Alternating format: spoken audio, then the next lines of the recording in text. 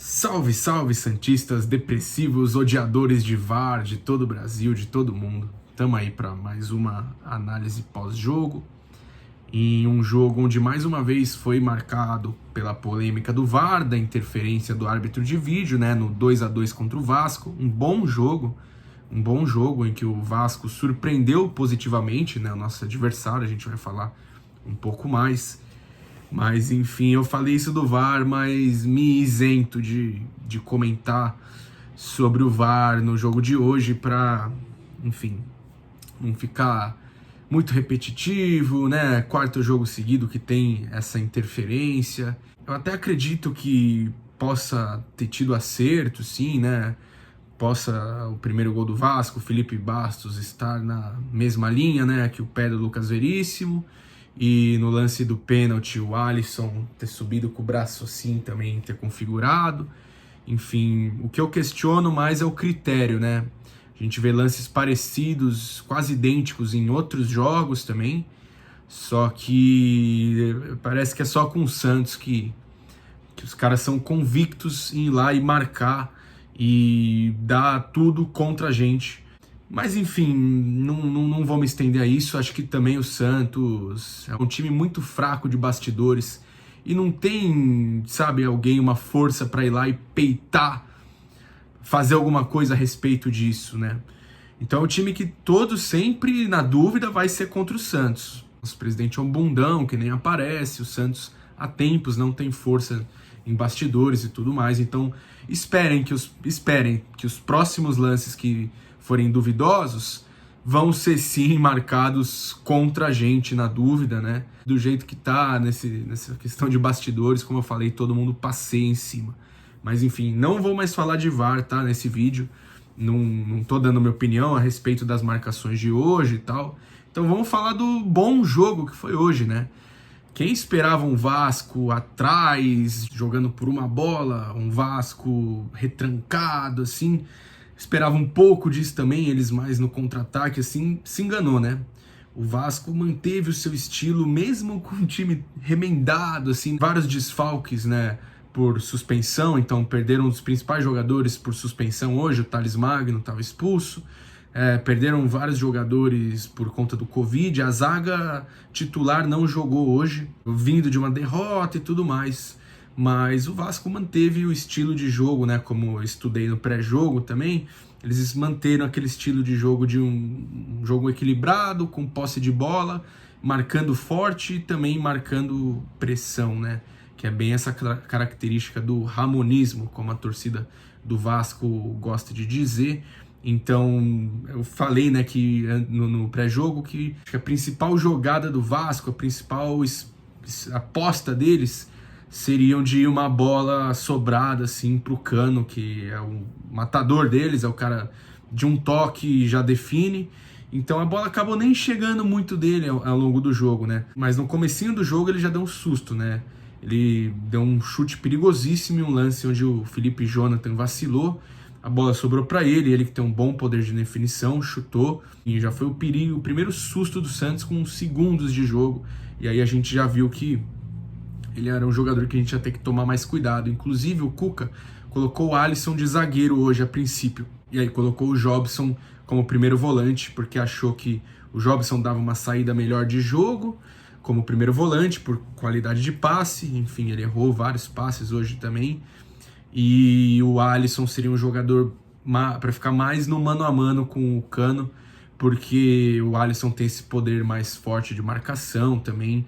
E acho que no geral isso acabou que deu certo, né, de certa forma, mesmo o Luan Pérez, que é um zagueiro melhor do que o Alisson, que é volante e estava improvisado na zaga, mesmo o Luan Pérez tendo ficado no banco, era melhor o Alisson ter continuado lá do que avançado mais para o meio de campo também, né, na posição de origem dele, onde hoje ele fez um jogo ruim, errou muitos passes e foi o responsável pelo pênalti do Vasco também, mas além disso errou muitos passes que deram lances perigosíssimos aí de contra-ataque para o Vasco também. E o Vasco que já estava marcando forte, a gente não tinha que errar o mínimo possível de passes. e os caras se aproveitaram principalmente de erros de Alisson, Felipe Jonathan, Sanches muito mal também, mas enfim, o Vasco marcou forte, né? Um time que desde o início marcava forte, apertava a saída de bola do Santos, começou bem o jogo, o Vasco começou o jogo bem, jogando bem, e as nossas principais válvulas de escape, né, com esse meio de campo do Santos ainda muito mal, embora hoje o Pituca levemente eu achei que teve uma melhora, mas o Sanches uma nhaca, o Jobson não gostei muito mais uma vez da partida dele, por muitos erros de passe, e, enfim, no meio de campo pouco produtivo, pouco criativo. As nossas válvulas de escape para o ataque são as pontas, Marinho e Soteldo. Eles começaram sendo bem marcados, né? Geralmente encostavam o lateral do Vasco, né, para dar o primeiro combate contra o Marinho ou contra o Soteldo, e chegava também mais para marcação um dos atacantes deles, né, de ponta.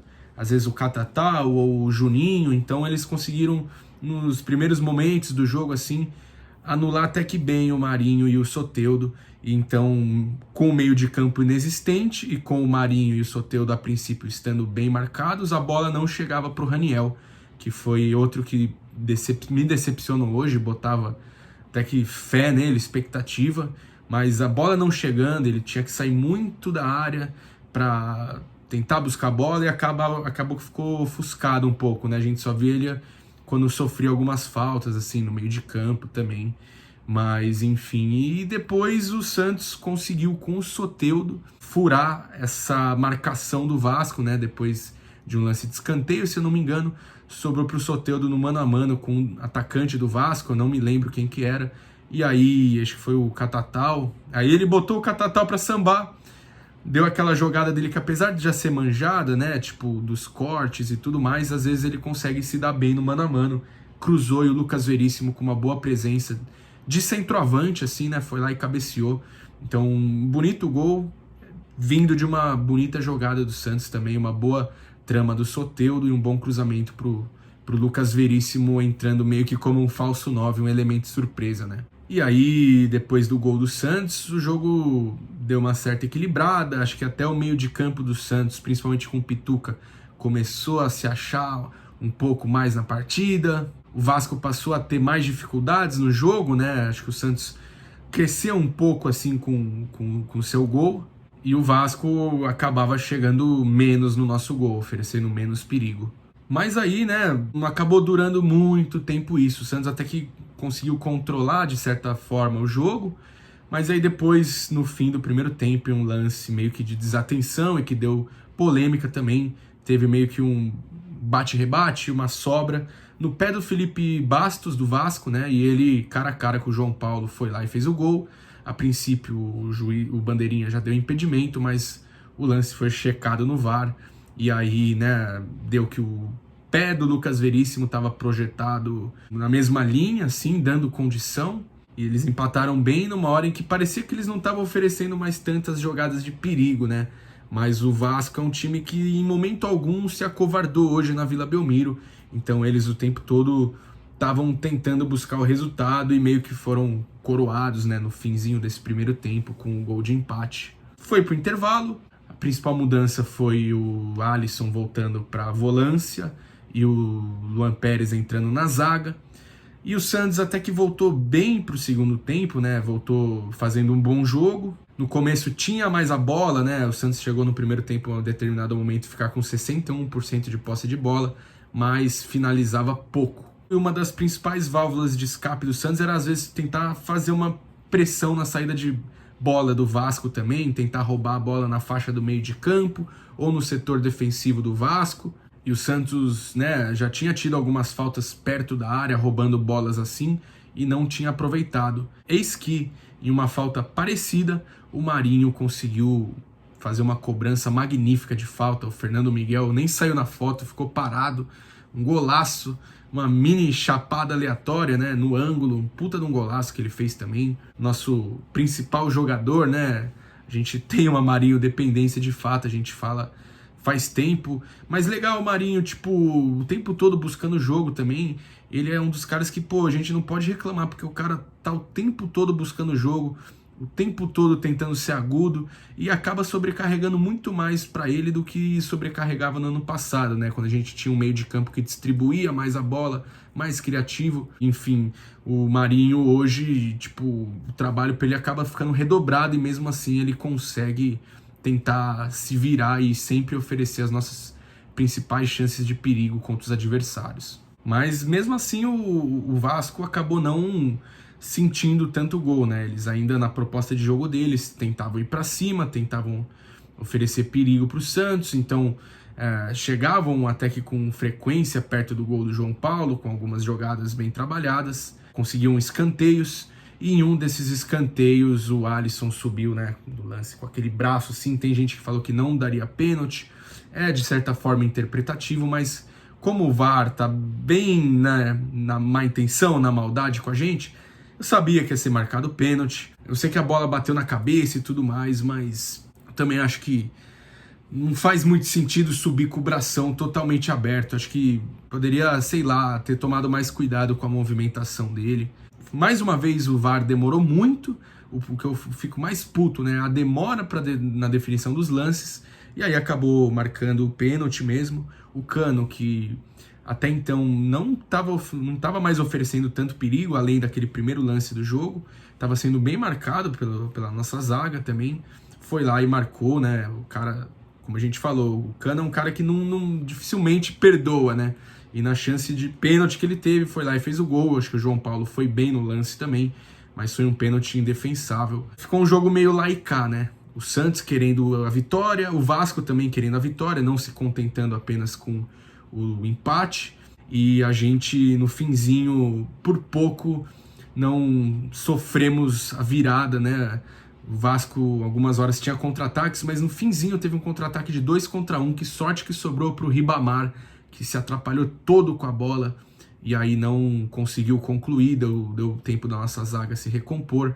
Mas, enfim, fica a minha decepção, né? Não decepção, porque a gente já tá vendo como tá sendo comum a má partida do Sanches, mas hoje em especial ele errou tudo que ele tentou.